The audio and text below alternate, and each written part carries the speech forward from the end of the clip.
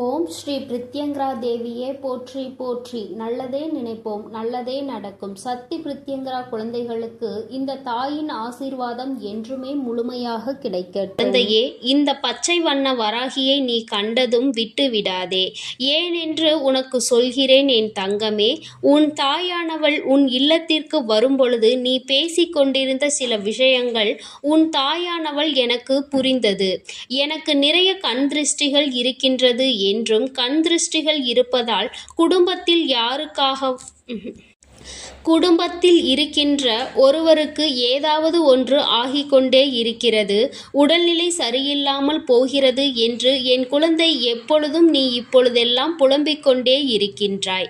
என் தங்கமே, கண் திருஷ்டி என்பது மற்றவர்கள் உன்மேல் வைத்தாலும் இது போன்று நடக்கும். ஆனால் இப்போது உனக்கு நடக்கின்ற சூழ்நிலைகள் எல்லாம் அது காரணம் அல்ல என்பதை நீ புரிந்து கொள்ள வேண்டும். என் குழந்தையே, உன் தாயானவள் இந்த வராகி இருக்கும் பொழுது இது போன்ற நிலைமைகள் எல்லாம் உனக்கு ஒருபோதும் ஏற்படாது. எத்தனை பேர் எத்தனை விஷயங்களை உனக்கு செய்தாலும் நிச்சயமாக அது உன்னை ஒன்றும் செய்யாது என்பதை நீ புரிந்து கொள்ள வேண்டும்.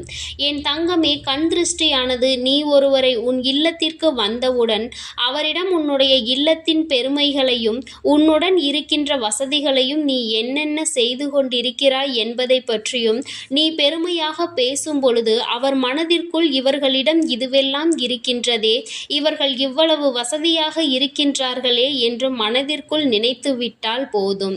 அது அனைத்தும் கண் திருஷ்டியாக மாறிவிடும்.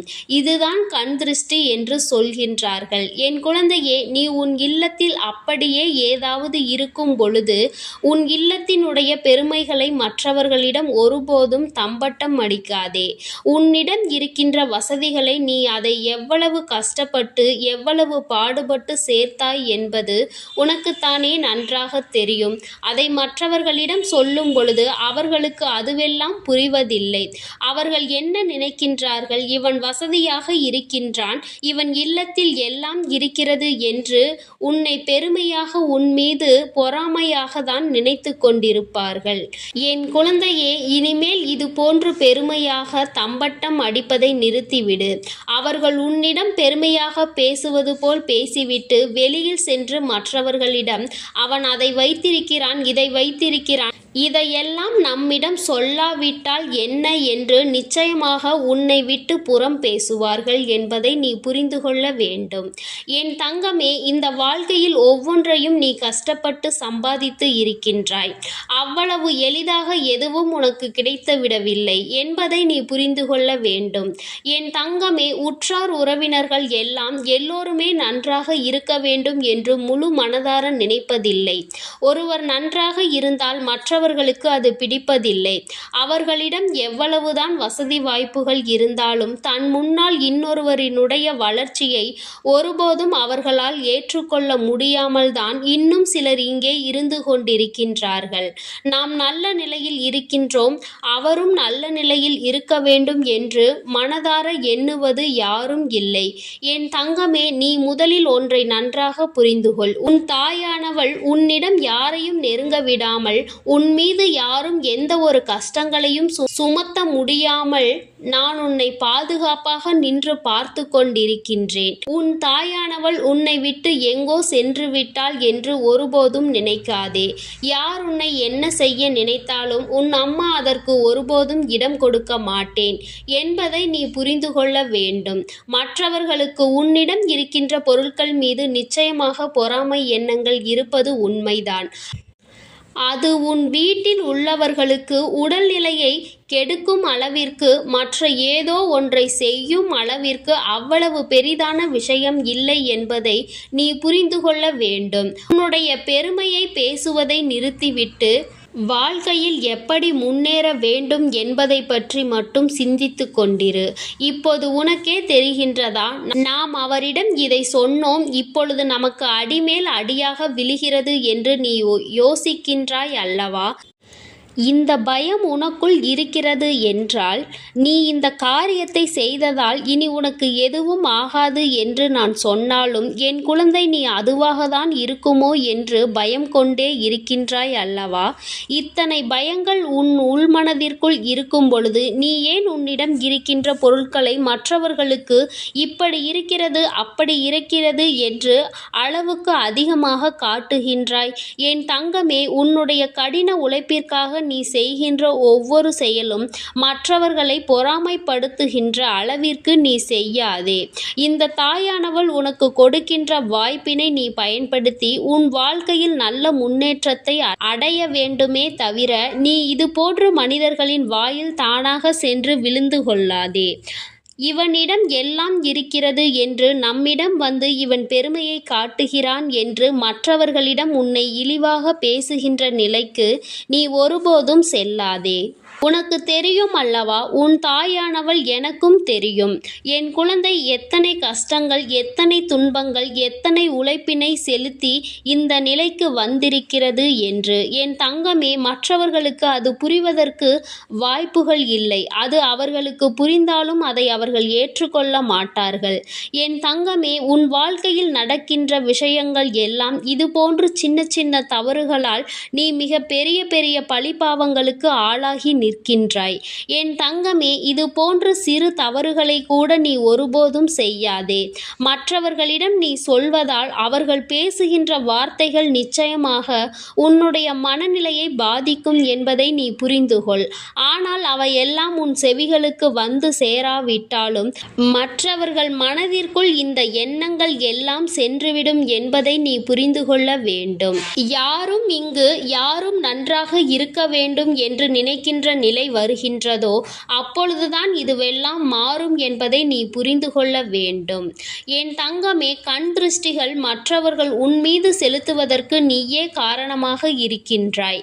நீ உன்னுடைய இல்லத்தில் இருப்பதை வெளியில் காண்பிப்பதால் தானே இந்த கண் திருஷ்டிகள் எல்லாம் ஏற்படுகிறது.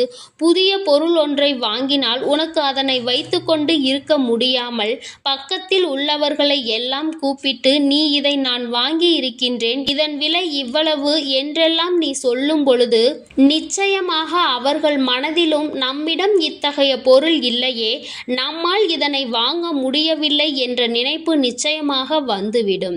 என் தங்கமே, இது போன்ற தவறை நிச்சயமாக செய்யாதே.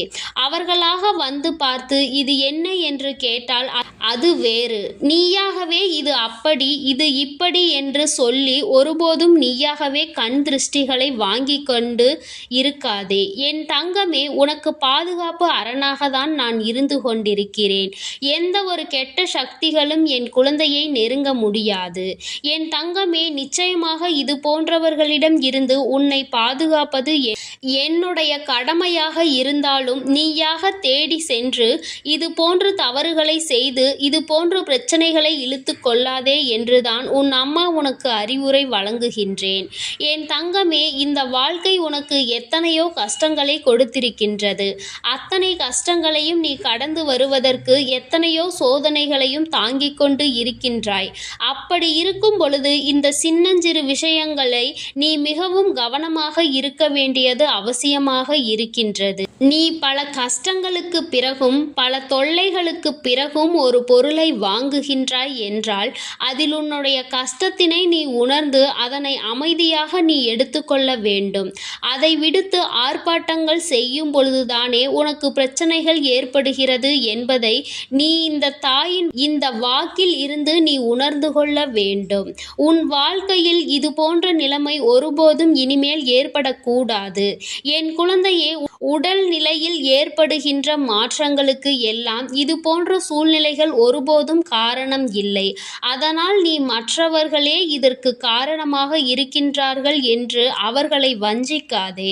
என் தங்கமே, அப்படி ஏதாவது ஒன்று உன் வாழ்க்கையில் நடக்குமானால் அதனை உன் தாயானவள் நான் என் கரம் கொண்டு ஒடுக்குவேன் என்பது உனக்கு நன்றாக தெரிந்த விஷயம்தானே. இந்த வராகி என்னுடைய குழந்தையாக நீ இருக்கும் பொழுது இதற்கெல்லாம் பயப்படக்கூடாது. உன்னிடம் இருக்கின்ற விஷயங்களை நீ வெளியில் நீயாக தானாகவே சென்று காட்டாதே என்றுதான் உன் அம்மா உனக்கு அறிவுரை வழங்குகின்றேன். மற்றவர்கள் மனதினை வேதனைப்படுத்தும்படி நீ நடந்து கொள்ளக்கூடாது. நீ உன்னிடம் இருக்கிறது என்றால் அதை வைத்து நீயே பெருமைப்பட்டுக்கொள். மற்றவர்களிடம் சென்று ஒருபோதும் காண்பிக்காதே.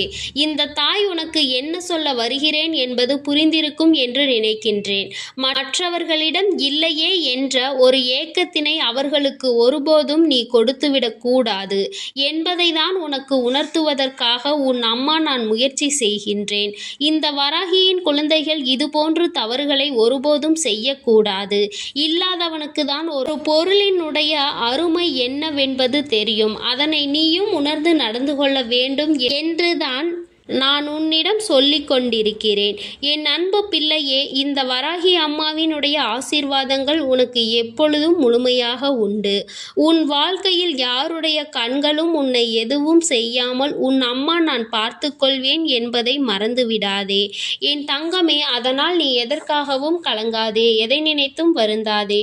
நீ நல்லதையே நினைத்தால் உன் வாழ்வில் எல்லாம் உனக்கு நல்லதாக மட்டுமே நடக்கும். ஓம் ஸ்ரீ வராகி. என் அன்பு குழந்தைக்கு இந்த சக்தி பிரித்யங்கராவின் அன்பும் ஆசீர்வாதமும் முழுவதுமாக கிடைக்கும். ஓம் ஸ்ரீ பிரித்யங்கரா தேவியே போற்றி போற்றி. ஓம் ஸ்ரீ பிரித்யங்கரா தேவியே போற்றி போற்றி.